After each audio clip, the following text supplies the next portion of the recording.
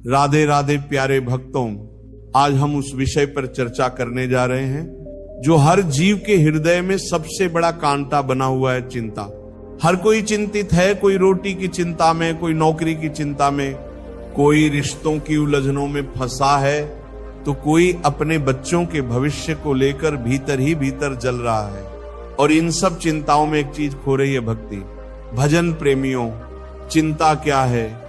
चिंता वह जाल है जिसमें जीव खुद अपने ही विचारों से उलझकर अपने को ही खा जाता है। एक बार संत तुकाराम जी से किसी ने पूछा, महाराज क्या आपको कभी चिंता नहीं होती?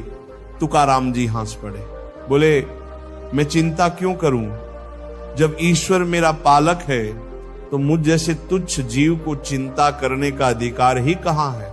सज्जनों, इस उत्तर में ही जीवन का सार है। हमारा अहंकार हमें यह विश्वास नहीं करने देता कि भगवान संभाल लेंगे।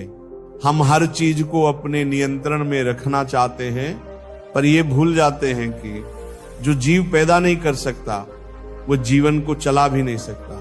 प्यारे भक्तों, जब बच्चा रोता है तो मां दौड़ कर आती है। बच्चा नहीं जानता कि भोजन कहां से आएगा, वो बस मां को पुकारता है। ठीक वैसे ही जब जीव चिंता छोड़कर नाम जप में लग जाता है, भगवान स्वयं दौड़कर आते हैं। भजन प्रेमियों, हमने अपने जीवन की बागडोर स्वयं थाम रखी है। हम नहीं छोड़ते काम को, नाम को, अपमान को, धन को, और फिर कहते हैं कि मन शांत नहीं होता। शांति तब आएगी जब हृदय से निकलकर गूंजेगा, हे प्रभु अब सब कुछ आपके चरणों में रख दिया, मैं कुछ नहीं जानता, मुझे कुछ नहीं चाहिए, सिर्फ आप चाहिए।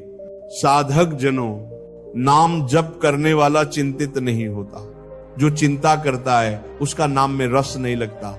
ये दोनों चीजें एक साथ नहीं चल सकते। एक बार की बात है, गांव का एक निर्धन किसान खेत में हल चला रहा था। सूरज